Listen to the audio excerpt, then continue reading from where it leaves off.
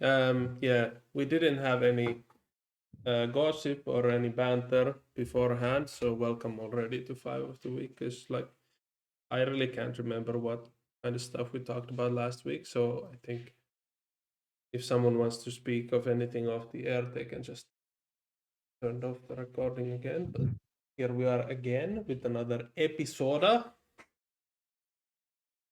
Ich habe ein Frio Cerveza. Now you're mixing the languages. I can't speak Polish at all, so I replaced it with Spanish. Ah, What's a Frio You, Cerveza in Polish? I have no idea, but you can just say Cold kurwa and beer. you'll be fine.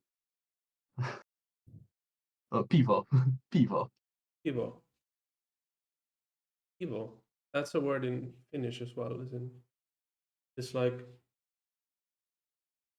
some sort of a hidden branch in a tree or something. I don't know. I knew that Finnish and like the Baltic languages were like closely intertwined, but I'm not sure about Polish. Ah, yes. Just earlier today, I was. Well, I can send you guys the screenshot here. Not sure if the podcast listeners are gonna see this, and this just if you're not interested, just skip forward 45 seconds. But there was a um, Twitter message earlier today where Norwegian football clubs were celebrating Sami culture. And, on Twitter, when you have foreign language tweets, it gives you the option to translate them into your language. So for me, it gave Sami language, and it said it was translated from Finnish by Google, and it didn't do shit because obviously Sami language is not in the Finnish database. But here it is for you two, where Bodo Glimt and Tromsø were tweeting in Sami. That's a good one. Yeah. So Great language detection going on. yeah. So while they are like, because I can't say I know Sami, but I can tell what's going on in the two tweets, even though like I've met like 4 people who speak Sami in their lives.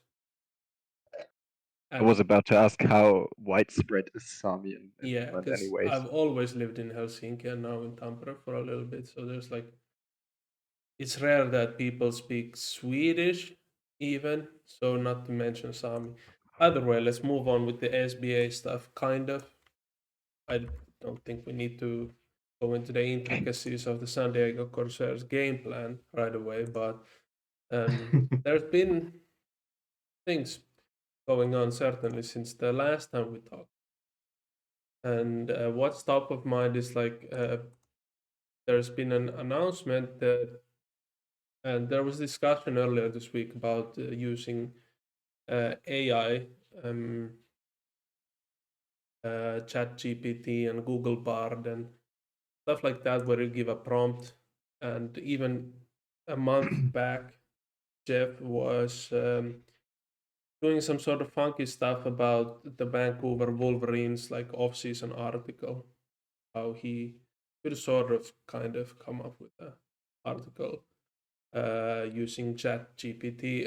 It's obviously now been outlawed since if you're gonna do articles and other literature works, not but media spots, they need to be original work, same as you can't copy someone else's graphics and submit there as your own.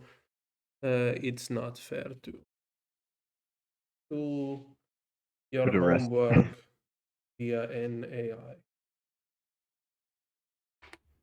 That's not anything that'll promote discussion here, but that's the main thing that. Yeah. Oh, yeah, it was just announced Yeah, recently.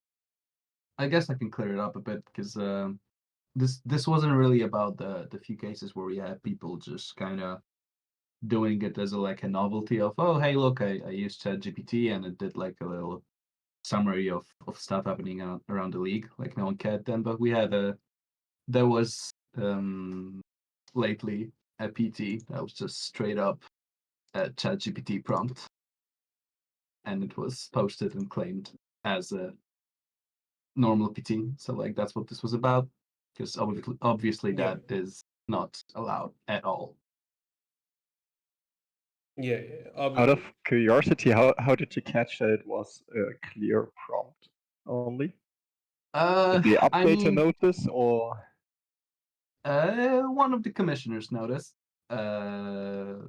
It's like if you read it, you can see it, and also we ran it through like the AI checkers, and pretty much every tool is pretty sure that it's an AI thing, and like it's just written in a way that you can tell it's not the person who posted it, and it's Mm. just AI words, word vomit as they do. hmm.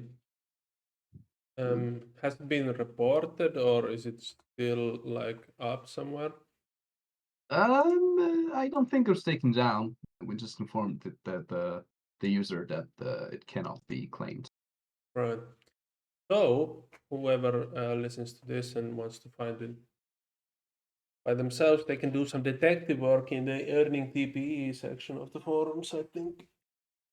Um, yeah, I Zero don't know. point 0.1 uncapped TP for whoever finds No, that's too much. Like you need to make it like 0.02 or something like that. Yeah, those add up. Yeah, yeah, but like 1/50th of a TP, like not 1/4 of a TP, because then some nerds are gonna actually make some ground here. It's like, yeah, either way. um, yeah, elsewhere, what's been happening, I guess, TED Rap is the series of media spots have become a weekly thing now after some pressure. Very fun. Uh, Not sure about the content because like it's Yeah. it's just a conversation in media spot form. Like I guess people like to hear from commissioners doing point tasks, and it's a prolific or that sort of a article, so it's fine. But when I was reading through it, I just found it a little bit like people have been like sort of taking the piss, or then they don't have a clue about things either way. One of the two, and both are like sort of bad outcomes. So yeah, I'm glad the Trap Hack was making the most out of it, but especially I haven't read the number 2 edition, but this number 3 one was like it's good stuff, but like the Yeah, I think prompts it's were used a just lot of good. Yeah, for shit talking yeah, people yeah, yeah, without having your name attached to it or yeah. something like that. Like Um, I'm trying to figure out a way to describe it, but I just think it was like people were sort of like doing extra stuff for attention because it's anonymous. Then you can like sort of go overboard with it without mm, any of the repercussions. And then if Trap figures a good response to whatever shit prompt she gets dealt with, then it's still like sort of good content, but not really. Because the original quote or the original message is just farming attention and being malicious, even. Not really malicious, but like negative in nature. yeah, yeah, I So agree. I'm not sure about the number 3 edition there, but it'll Yeah, get better if you like. That's why pressuring to make something a weekly thing isn't a very good idea because there's then the quality may go down if it's like especially if it's crowdsourced. Like you guys remember what Danger Golding was doing with the Yep. rumor mill with and yeah the gold mill or whatever it yeah, was yeah, yeah. called. First 4 weeks, 5 weeks were excellent because people had a lot of grievances, but then also a lot of ideas and rumors about themselves. And I was also submitting a lot of bullshit prompts that made in there. And then like when because the league season is still 6 weeks, so 6 weeks is sort of a long time to go in that Yeah, sense. I think the better idea was just keeping it as a seasonal thing Yeah, because like there's like it's not that much to talk about week by week, is there? yeah, and as that is to say, like a lot of the people, because there's not that big of a turnover in people in the SBA right now for the past like 18 months. It's been a lot of the same people. Like most of the users know the deal, they know how seasons go by, and it's not fair to like expect to churn out like tons of original content every week. Like every season is fine because that's always been the nature of point tasks. You just do some sort of a check-in or um, come up with an imaginary event that your player takes part of and stuff like that. Mm-hmm. But then when it's like this sort of a rumor spreading thing where you try to take a position in league business and commissioner business and San Diego Corsairs business, then it's uh, like for next week's the trap, like what could be in there? Like I'm just trying to figure it out in my mind. It's just gonna be rehashing the responses Trap gave in this one and the people on Discord channels gave for this one again, over again. Like unless there's someone who's actually Yeah, like maybe trying. someone complains about not being an all-star or something like that. Yeah, yeah, yeah. Like But maybe if someone comes up with original stuff again, but that's just I've seen it a couple of times too many to say that it's likely. It could be, it could happen, but I just think this like pressuring someone to do it. Yeah, yeah, yeah, just every week, every week. It's almost like saying like we need reaction threads or articles based on sim number, like each sim. It's pretty dire. But I like the enthusiasm that people have had for it so far. I just don't think the submitted quotes are interesting. Yeah, like that's the thing. In all sim, you know, in all sim leagues, content breeds content. And if the trap is the only content, which it kind of is, there's just not that much you can talk about at a certain point, right?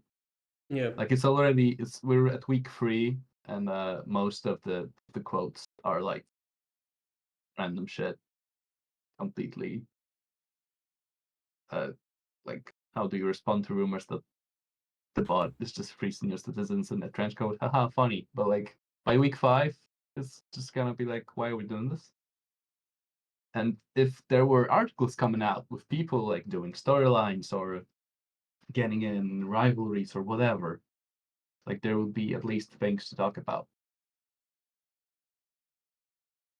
But yeah, there are things though. Like Wook is still posting like one or two quotes or articles each week about how whatever he wants to do every passing week, and then I think Koogmeister is once again posting a lot of his sort of fan fiction, sort of I think, reflections on his what's it yeah, and called? Schwein's been running a pretty good podcast as well, the Yeah, so there's that's true. Schweincast. some content, but like, Yeah, but it's s- not. I yeah, think we have to differentiate a bit between, for example, what Cook has been doing, like writing, as you called it. I find it quite fitting, fan fiction or storyline about his player, which is not directly always tied to his league performance. And then like or other players or league other content, users. Yeah, like Schwein has been doing with his podcast, where you talk about the league in general. I think the second one is way more interesting and breeds way more storylines because the first type mostly is isolated. Like, okay, it's nice to have something more about this player, but he doesn't interact with any other players yeah, yeah, yeah. or with anything else in the league with that content.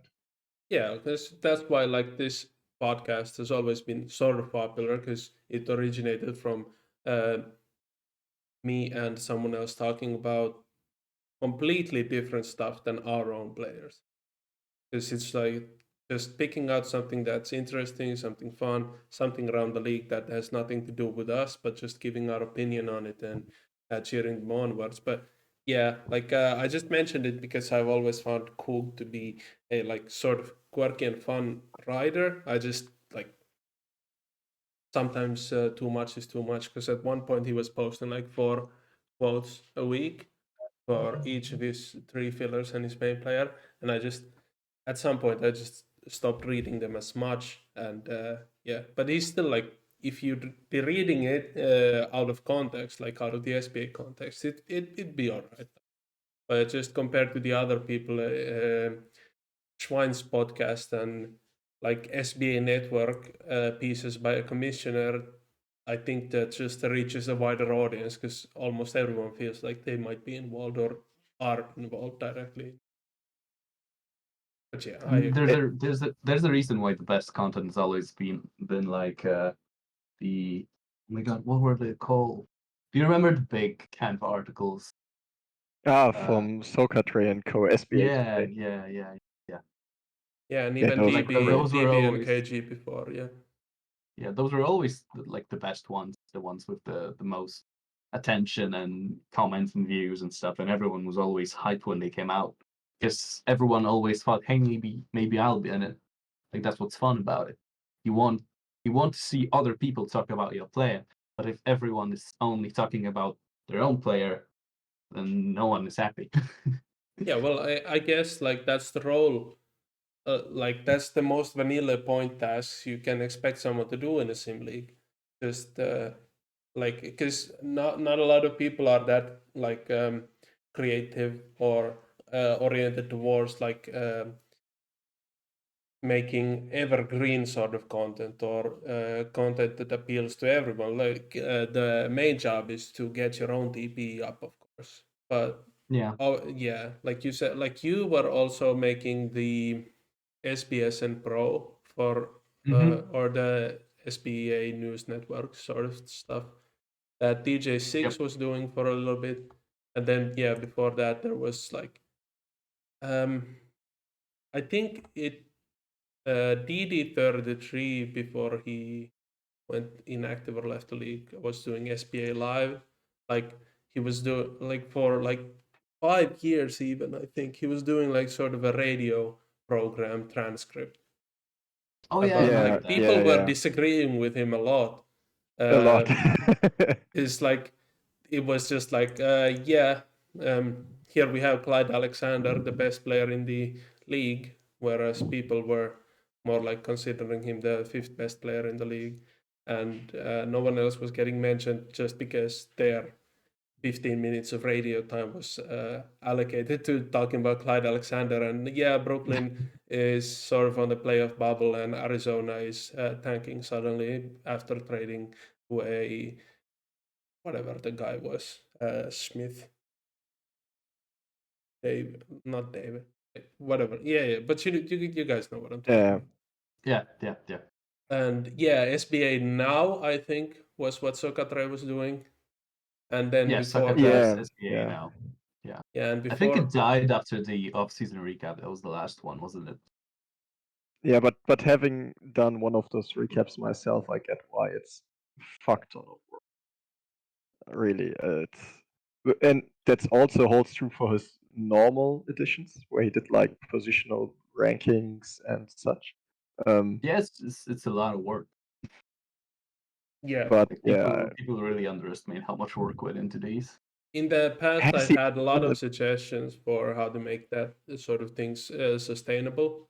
Like if you do a check-in for every 24 teams or all the 24 teams every week or every 2 weeks, then you almost need to have like 12 people or even 24 people, everyone, every team have represented in the writing. Like you can have two people doing 1,700 words at least, and then also like figuring out how to use it in Canvas. I don't know what that sort of program is called, but just like a visualization. it's too much work, and I'm not surprised that there's not so much of that go around anymore. Yeah, I have to admit, I mean, I used to do some of those Canva style articles with Sock back then. I mean, he mainly provided me with good Canva templates a lot of times, even when he wasn't involved otherwise, and helped me out a lot by that. But yeah, we did a lot of stuff for the SBA network, but it was always a huge time commitment because you had to do your research, you had to structure it, do the write up, then look for the formatting that everything looks well. And that's like those tiny bits that always add another time layer on top. Yeah, and also hope that I just don't come up with a sim 25 minutes before, and then you need to do all the stats again and that sort of stuff. Honestly, I just didn't care. Once I Yeah, did the yeah, research, I but was like, like okay, this is slightly cut off. I remember DB and KG were like sort of, oh shit, this is, and Sokatre even at the start was like, oh shit, this is like one day outdated because of the sim just then, and I'm like, yeah, like sure, whatever.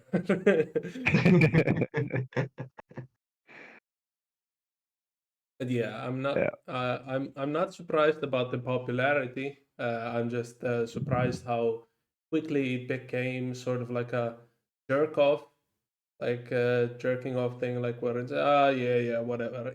Emit is bad, Kelsey are bad, and I good. All right. I am the best player in the league. No, well, actually, I need to go take a look. I think I remember seeing something about Suhayb Hussein being a contender for all SBA second team. Gonna go take a look at. Let's see about Suhayb Hussein. Yeah, I doubt that's going to Yeah, happen. well, Honestly. 644 true shooting in his fourth season. I mean, his stats are not bad. He's not a bad player by any means if you ignore his defense. 2.5 steals, just to I would give wager that context to those will the come listener. down, or Yeah, maybe they yeah, are getting inflated by the rest of the team because the Vice are everything but a defensive yeah, team. yeah. But just context Um, for the listener. So but if the listener wants yeah, more context, it's Suhaib Hussein is a fourth-year shooting guard for the Miami Vice, having spent all four seasons with the South Florida team. 25.7 points, 9.2 rebounds, averaging this season. That's a lot. Yeah, that's a lot of 7.4 rebounds. assists and 2.5 steals with 5 3-point attempts per game, making 38.4% of those for a 64.4 true shooting. So, yeah, like I'm not going to say he's deserving of a second team candidacy right away because there's like Swahili Adebayor is very good. And then Abiola, I think, is playing at Abiola shooting is guard playing still shooting for the guard. Ravens. Tom Baker is sort of an outside candidate with his whatever 35 points per game average, No, but no, like he's no. way down in efficiency. Terrence Yeah, look Wallman, at everything beside his pure scoring volume, and you will find he won't be a candidate. yeah, yeah. Um, But Terrence Andrew Tate Wallman, could be. Andrew Tate, yeah, yeah. Yes, There's woman. I totally forgot. Yeah. yeah, Woman is having a good season. Like he has nothing in rebounding attributes. Like what I said, that Hussein is averaging 9.2 rebounds per game. Woman is averaging like 6.1, and uh, lower assist per game number, or higher turnovers per game number, lower steals per game number, and pretty much similar true shooting percentage. So I'd say Woman is pretty much on par with Hussein, which just goes to show like how ahead of his curve Hussein is right now. But also, I'm not sure that he's contributing to much to winning basketball because it's like they're 23 and 23 right now, I think. Yeah. 23 with MVP candidate CJ Udoka in the center position and fellow 6th or 7th year player Prince Bynum also as point guard. So I'm not sure. Like, I would really need to do a They prepared just they just inside. definitely lack a lot of defense. Like their offense is great, they're third in the league, but they're 19th defense. Like you can't cut it with that crappy defense. Like it's okay for Hussein to have the defense he has. It's not bad for a fourth year player. He has 80 PRD and 80 stealing. So that's like it's not great in any way, but it's not horrible. But they're just kind of mostly all like it if they have even defense at all. So like just can't cut it with that. Yeah. And Yeah, also, you're not playing playoff basketball with this one. Yeah, basically. I forgot to mention someone that's I've been very impressed with is Colton Cooper is actually playing shooting guard now for Brooklyn because of Paul Yeah. Morphy being at point guard. So Colton Cooper is definitely like a top player for his position, I think, or I would Yeah, his say. efficiency isn't great, so I don't think he will be in the awards contention at the end of the year. Yeah, but he Um, plays more like a traditional point guard, just at the shooting Oh guard yeah, that's position. it. yeah, I yeah, he mean, has a double-double. He has good defense, rebounds as well. So he's like the all-around guy that you have at your Yeah, disposal. it's certainly Just not not the at the first level of offensive option. like Rossi and Abiola, but it's like it's that's also like the it's second tier also of player. it's also like a down season for him efficiency wise, so he might still jump back out. He's Yeah, been past that 600 mark for the past 2 seasons, yeah. I've been and like sort of studying this same thing with my own player because like in the first 25 games of the season, my player's true shooting was like 577 or 579, and Mhm. it's like unfortunately in like six or two-thirds of the cases in the SBA, when you like sort of start to regress to the mean, you regress to the mean by playing along the averages that should be expected for the rest of the Mm, season, and then you end up in the sort of middle ground instead of like, oh, you start the season bad, then you play 60 games of like 77 through shooting, 5.6 blocks per game, just so at the end of the season, the averages even out perfectly, like they would be last time. Mhm. Like, there's only been like one or two players I remember having like that sort of a bounce back where they just like, oh, okay, 20 of 24 shooting again, 6 blocks, 3 steals, and then their season averages end up at like sort of the same as they were expected. I think 7th year Othello Hawkins is one, and then I'm not sure if it was A.L. Bedusa or Grant Thompson, but they also had sort of a similar thing by themselves. So, but in I my think EL, because EL also always had those performance where you were like, okay, this guy is dominating the league, but he's still shooting that badly. Um, Yeah, but if you look at his career averages, you couldn't tell that he was shooting badly at yeah, some point. Yeah, yeah, yeah, Mhm. absolutely not. yeah. So that's the two players I remember having that sort of a career thing, I guess, or like regression to higher averages. Mm. But unfortunately, right now, I'd be happy for both my player and Colton Cooper to average way beyond what's reasonable to figure very highly in the efficiency factors. But like, uh, yeah, I don't think it's all too likely. For my player right now, just to give the listener some context, I'm with 46 games played. My player's averaging 64.1% inside shooting and 63 true shooting, which is both worse than in my third year of my career and that this is supposed to be the prime of my career. 95 inside, 95 jumping, 95 strength, or 99, whatever.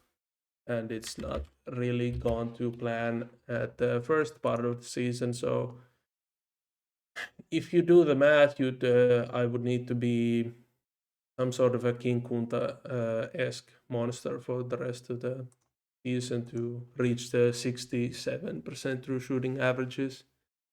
And I don't think that's going to happen because there's even sort of a difficult schedule for our team in Boston at the three-fourths way of the season. But yeah, it'll be all right. Yeah, but Maybe speaking change of it up. your slow start, because I had you marked down as my MVP candidate, Yeah. who do you guys think is the MVP right now? If the season would stop today. If the season would stop today, I think we need to go back to the previous discussion about if guards could be MVP. Because like Elena Rossi is doing not all that bad so far. Mhm. She's doing pretty good. I mean, 35 and 10 on 65% true shooting for Yeah. guard. That's pretty great. Yeah. She's. Oh, it's. Oh, no. I also liked Jim Blue going into the season, but it's not like it's not like it's not too distinct. Like I would have thought like playing more shooting guard over the season, and then also like having that late career bloom would be like 9.7 assists per game, 1.5 blocks per game, in addition to what Jim Blue has been doing this season. But it's not been all the way there yet. How about Kunish? Yeah, He's had a pretty good season.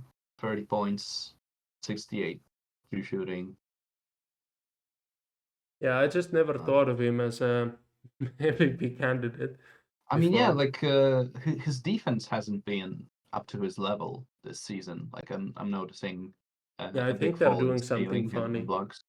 Yeah, if his steals and blocks jump back up, I could see him having a case. Yeah. On the bullets are a bit I weird. don't think they have like Yeah, Iguodala and Livin are their best players, and it's like but they're just not that. No, yeah, I guess you could have a case for Levin, but eh. yeah. I like his season so far, but it's Yeah, he'll such a have a Yeah, shot his difficult at defense is proposition. holding him back in this Yeah, conversation. it's such a yeah, difficult proposition yeah. because all the other power forwards slash centers have like 3 steals, 3 blocks, sort of stuff. I mean, I could see him win Power Forward of the Year. Um, Mm-hmm. I'm not sure who else is in the running there because the center position is way more stacked with like Yeah, I'm also now moved to center. Udoka, Trindle Anderson. I don't know who else is König. there. Lester Dr. Bourne's Maple, I think, is also on center Philly. this year. Hmm? Philly's center, and that's I mean power forward.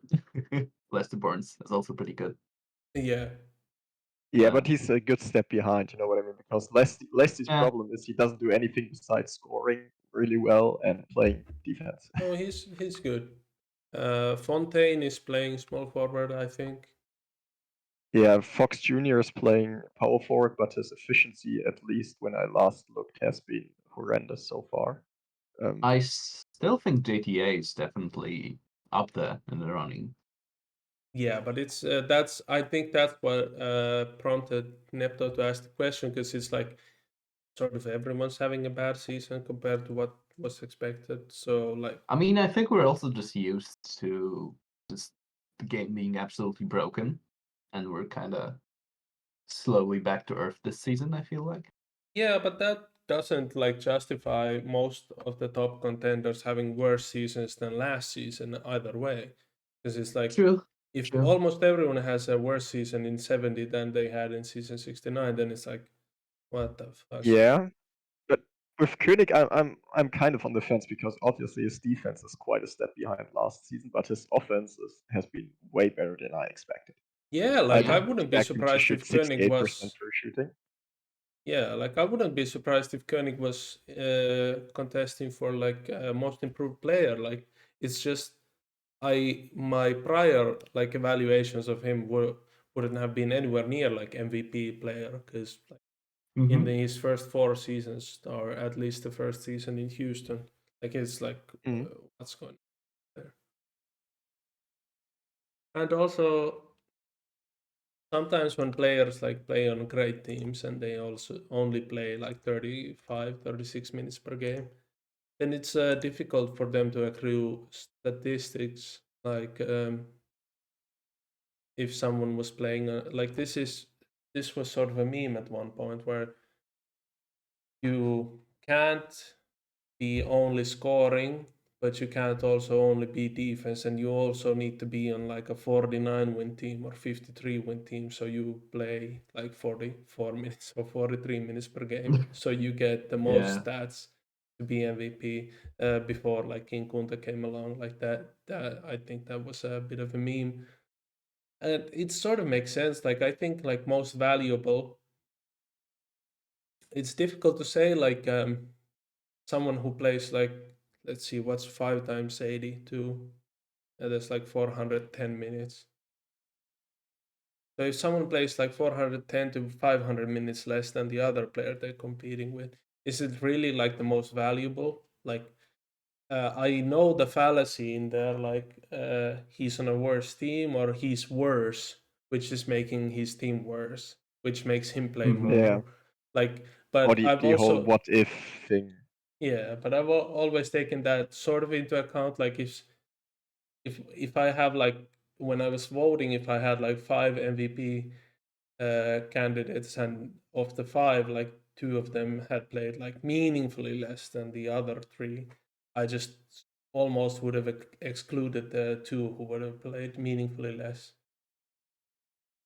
just because like what the other two or other three players might have or seem more valuable on the surface level. Obviously, I know Yeah. what's going on behind the scenes, having ran the scene for so long and stuff like that. But it's just like the representation is pretty difficult to figure out, and when you have seasons like we've had for the past who knows how long, where it's almost like clear cut the MVP winner from the time predictions lock in.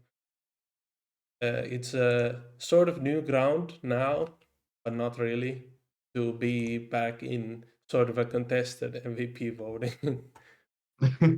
Because since Thompson started winning MVPs, and then there was like Brooklyn and Yeah. Lundell, There Perse, was Kunta for like it was like it's been like 15 seasons almost, or 13 seasons since it's been like a sort of a contested thing, I think, or I feel like. So it's there were only like one season in between where there was like a different MVP candidate. But I'm not sure how contested that voting was because I think I was out of the process by then. yeah, yeah, me neither. I wasn't there, I don't think. Yeah, I was playing the sim again. Yeah, so it's But definitely interesting which way it's going to be this season, and I feel like obviously there's like in the final week of Sims you have a much clearer idea when it's situations like this. Like it could just be like, I don't know, Dogwood Maple suddenly, like maybe he has a cool stretch where he averages 2.9 steals per game, and suddenly his steals per game is 2.1 instead of 1.3. And then his scoring and scoring efficiency and rebounding and stuff like that is very good. And 3 point efficiency goes up, way up from 32%. And it's like, why were we even discussing this? And Livin suddenly has a bad streak of games, and Brooklyn loses like 11 out of 20 games, and they're no longer the number one seed, and it's a different proposition altogether. But right now it's a very spicy discussion. yeah, But but back that's to the that just minutes point. I don't know, Tomato, if you were around back then, but I know Oko, you were. You remember that one voting time where votes were cast when someone brought up a minutes per game metric, sort of, Yeah. because the play they were pitching for had like 3-4 minutes less played than the counterpart, and they tried to spin a narrative around that. Do you remember that outcry some members had? Yeah, but I also agreed with the outcry because it was like, if you only bring something up when it's in relation to your own player or the player you manage, Yeah, then it's like you're just agenda pushing for your own benefit, not maybe even your own benefit, but just like, I don't know, for your franchise's benefit, stuff like that. It's like, yeah, absolutely. yeah, there's when we were doing the SPA 100 voting, Molhold was coming up with all this like data about like how there was like 9 players in NBA history who just blatantly got robbed of an MVP, like Michael McConway Jr. and Mr. Cornholio once, and then my player JJ Harklewood in the other season where everyone was like, okay, this time it's Mr. X, and Harklewood can be center of the year instead. Stuff like that. It was like, it just goes to show that if you, there's a lot of like, not necessarily finagling, but some sort of like funny business in award voting. Maybe it's unconscious, maybe it's conscious, but there's a lot of stuff like that.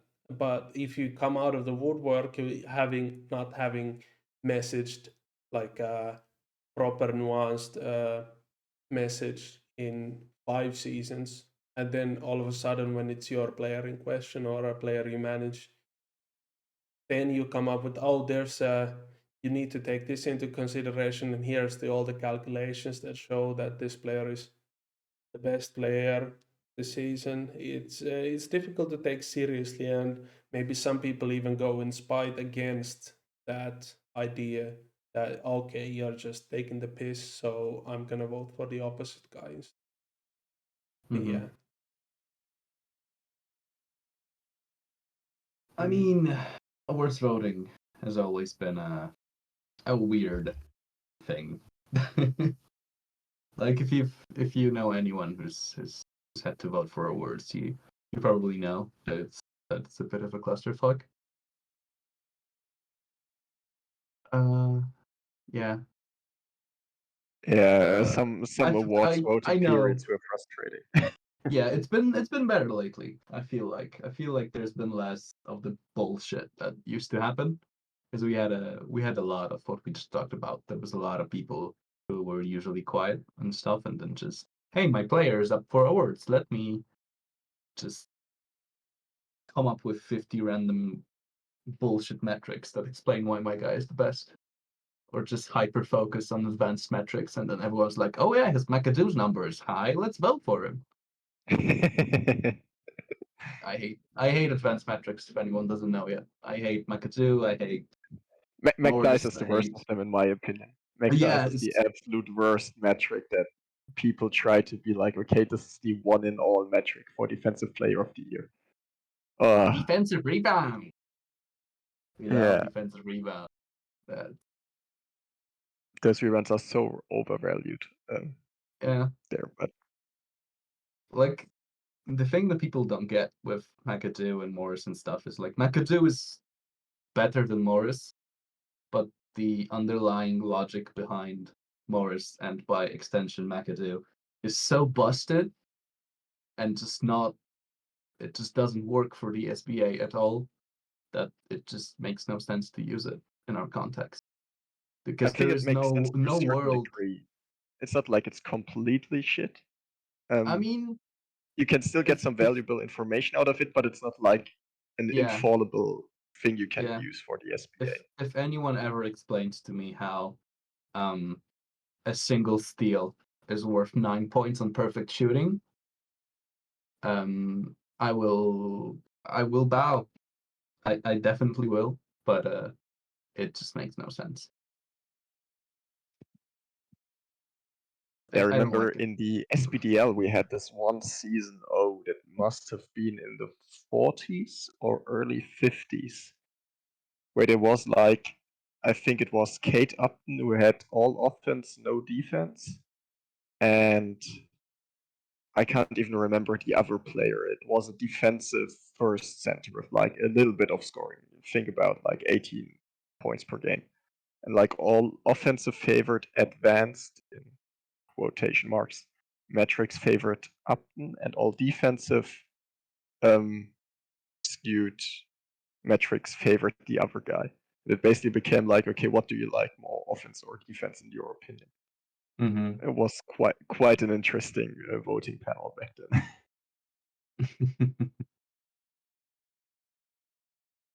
I think in the end Upton won, but let me check. Yeah, I seem to remember that. I think I was around for Upton.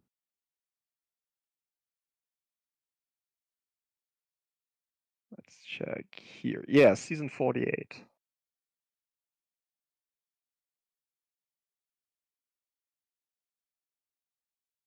Yeah, but awards voting can be difficult. Obviously, the last few seasons, I don't imagine it was that difficult because Yeah, we I didn't mostly really have felt like there any were pretty contention. surefire candidates for most things, and that's Yeah, why the general predictions payout also increased a lot because those people that have a clue knew who the guys were going to be, and then the rest of the league copied them. yeah. I think it was the most unified voting period I've seen in my time, at least. But even I now checked the predictions for this year. I remembered them when I submitted mine on, I think, the evening of Sunday European time. It was like still quite scattered, Mm-hmm. but it still has consolidated quite a bit. So I guess a lot of people made last second chances, changes like importing other stuff, going with the favorite after all, or something like that. Mm-hmm.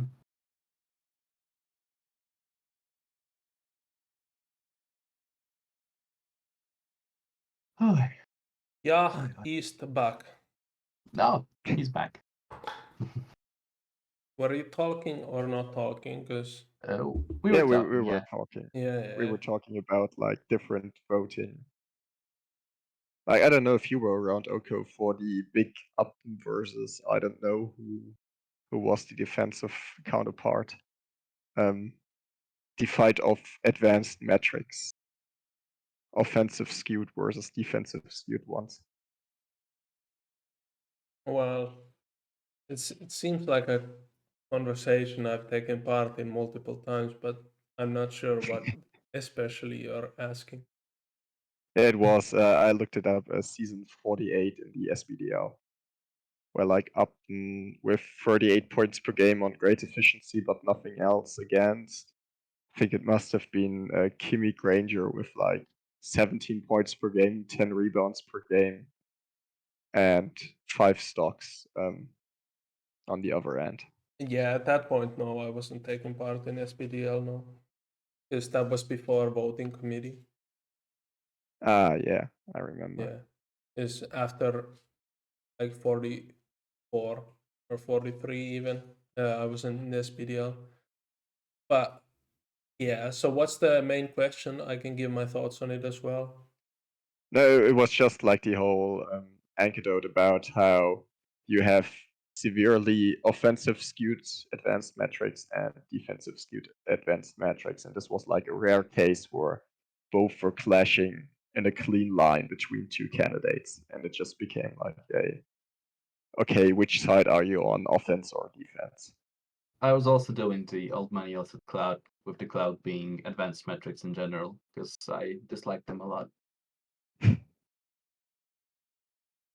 Don't you know, Tomato, that whatever resolution you come in to in your head, that's also an advanced metric in a sense. Oh my god. Like how you like you have an input of the players' performances, the commentary during the sims, how they made you feel when you were reading the sims, and then the output is who you put number one and who you put number two and who you put number three. That's also an So what you're advanced saying is the Simmer Riggs Awards. in a way, definitely, yeah. It's like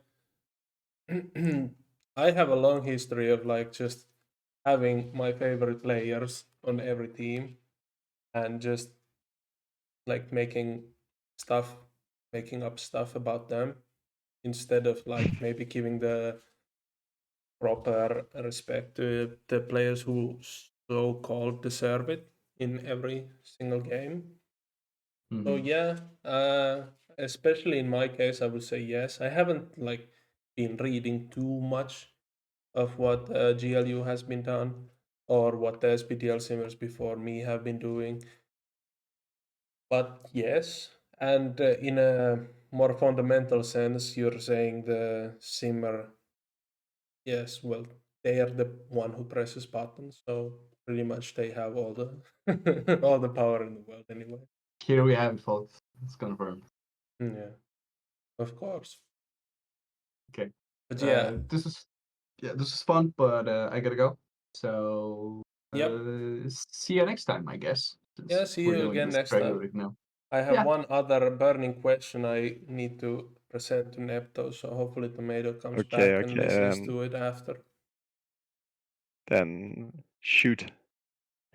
When we were talking about the season MVPs, I was looking at one very special name in there. What do you think about this season being one where like an almost like an all defense player could win it, like Halo Helmsley? Like, is it still too much of a all around talent at the top of the league with Levin, Udoka, Trindle Anderson, Rossi, Blue, or could there be like some votes for players like Helmsley? I think defense only, no. Even if you would put prime Monroe McMahon with his, what was it, 6 point Oh something no, blocks per no, game out there. 15 points. You need to brush up on your history. Like, No, so, I mean blocks per game, not points per oh game. yeah, yeah, yeah, I 5.3. mean, if you have 15 points per game, like 6 blocks per game, that could be a case. Although I still find it difficult if you are like more 6.3. than Yeah. halfway down on the offensive side and probably also efficiency wise. Um, Mm. so yeah, I think you would still need at least like 15, 20 points per game. Let's say 20, because Yeah. 15 feels a bit low. Yeah. To be like a Serrano type MVP in this case. Yeah, I see. But in McMahon's, what I considered his best season when I was writing the Hall of Fame article was obviously the last season in Milwaukee with 14 points, 9 rebounds, 3 assists, 2.8 steals per game, 6.4 blocks per game, for 61.7 true shooting. I think there's a chance a player with that sort of a stat line could be the MVP in the next 5 seasons. Like, obviously, there's not a chance that a player achieves that sort of a stat line, but like, say season 72, you parallel lines Monroe McMahon into that season. I think there's a sort of a chance in there, don't Yeah, you? I get your thought process, but I think what's missing to me is, and it's like the same kind of argument I always have against offense only type of guys. Basketball is played on both ends, and you to be the MVP, you need to have at least a serviceable amount on both ends. Even if you are extraordinary, like McMahon was on the defensive end. If you would have like 15 points per game, 10 rebounds, and 7 assists, then that's a different story again, because that's like 8 to 10 points per game. He contributes more on the offensive end than he did back in the time. Um, So what would you say is the baseline production on offense that should mm, require? It's like 20 points, 6 assists, 5 assists. Yeah, 20 points, 5 assists, I think is a good baseline for those bigs. And then if you're an offense only player, is it like 2 steals, 1.5 blocks, or which way? Yeah, 2 steals, 2 blocks, 4 bigs, I would say. Because I kind of Yeah. have like a Obviously, it different. depends on the position. Yeah. Yeah, it depends on the position, and it also depends kind of like how exceptional you are on the other end. If a guy is shooting 75% true shooting, 50 points per game, I mean, I could see the argument for him being the MVP even if he has like 1.5 steals and 1 block per game. Not that I necessarily agree with it, but I can see the argument being there. Yeah. All right. I don't But do you feel think. that this could be the season for a defensive only guy? Uh, Because I think the offense is still too good in a sense Well, I to don't balance feel things like it out. could be the season. I just think like whereas because we were having such a hard time pinpointing one specific player, Mm. so why not introduce some outside contributors and players who have sort of a different profile altogether into the mix? But it's like still, if you read the Halo Helmsley's like stat page, you could say it's only 2.5 steals and only 3.6 blocks per game. Like if it was like 3.4 steals, like bordering on the record level, Mm. and 4.7 blocks, like a center in a all zone uh, defensive strategy, stuff like that. Maybe it'd be way more impressive. And I don't see if like an all zone lineup for Rampage would ruin his other side of the statistical profile. Like 7 points would still come by, 6 assists maybe would still come by, and whatever it is, 8.2 rebounds would still come by, I think. Yeah, but I'm not sure in this scenario if we are talking like okay, maybe in a full zone. I don't know how good is his backcourt front court partner on defense because my experience with zone defense is you really need to have two or at least an All five, extremely great pretty center and much. then even the pretty good power forward next to him Yeah, defensively for it but to all make five sense. is the baseline, I think, because that's like the early season for these Brooklyn Bullets and like all the Shaka um, influenced teams in the past. It's Mm. like you need to have all five, and even the sixth player pretty much like 80 perimeter defense, 80 post defense, 90 stealing. So Yeah. it'd be difficult, yeah, for sure. But like maybe on a team level, it's different. It would maybe hurt the Rampage's win loss differential for sure. But maybe I don't think it would do Helmsley any bad in his like individual stat page. But No, I'm not definitely not sure. in the stats.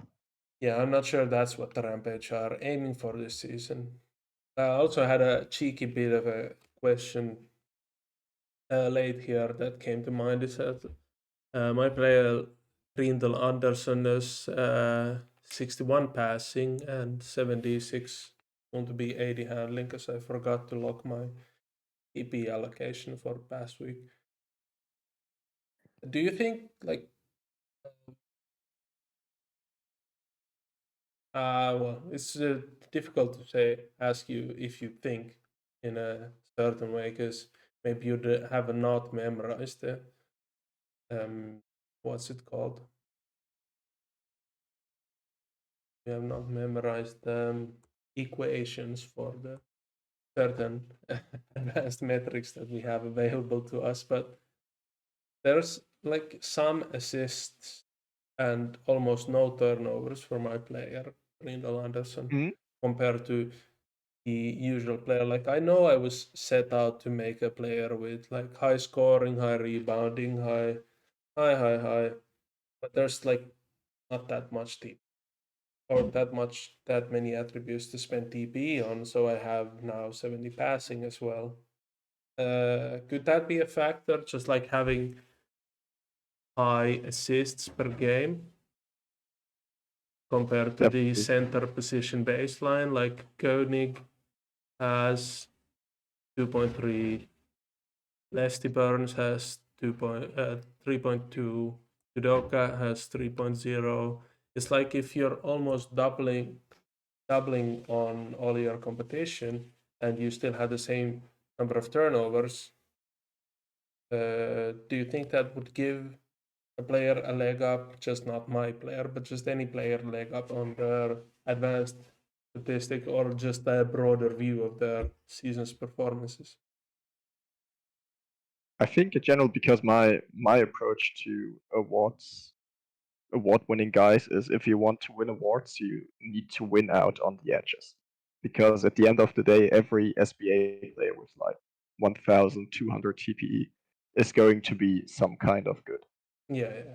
I don't think there is a realistic way to really make a bad player at this amount Yeah, anymore. like we So you talked need to last be, week, yeah. yeah. So you need to find those edges where you can edge out people. That can be offensive efficiency, that can be defense, that can be taking care of the ball or whatever. And I think what you described is exactly one of those edges. If you are having a comparable amount of scoring on a comparable efficiency, and then on top of that you have your assists, then obviously you're going to have an advantage over them. So I actually didn't know that you were investing into passing when I made you my MVP pick. Now I feel more confident in it than I did just a couple minutes ago. Um, because if your shooting continues to recover and you are pushing, let's say, 35 points per game on And 64, top of the league in 65% true shooting, rebounding, stuff like that, yeah. yeah, you still have your 10 rebounds. That's been the consistent thing, 9 to 10 rebounds over your last couple of seasons. Um, then I think that's definitely an advantage you're going to have when it comes to awards voting. You just need to make sure, as I don't know, no, you're not a GM right now, right? Yeah, So you're not no, on the I'm voting not. panel.